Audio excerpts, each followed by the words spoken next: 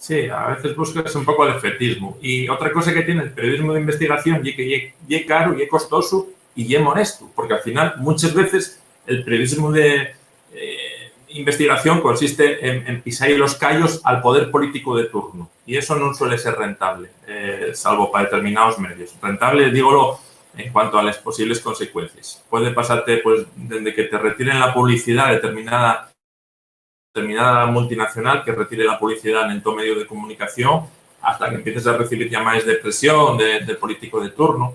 Y además lo que decía, lleva mucho tiempo.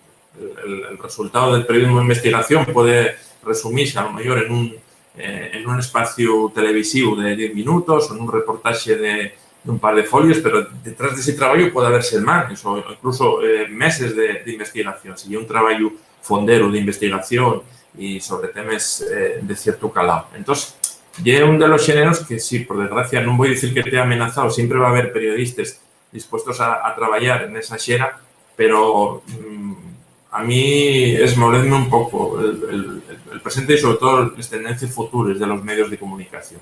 Que tienes tu razón, la gente a veces lo que pide son cuestiones más digeribles y de consumo rápido. Y bueno, y es importante la información, pero ya es importante también el fundamento, la opinión y sobre todo el contextualizarles los hechos que van sucediendo día a día y de ellos un poco más de profundidad histórica y temporal.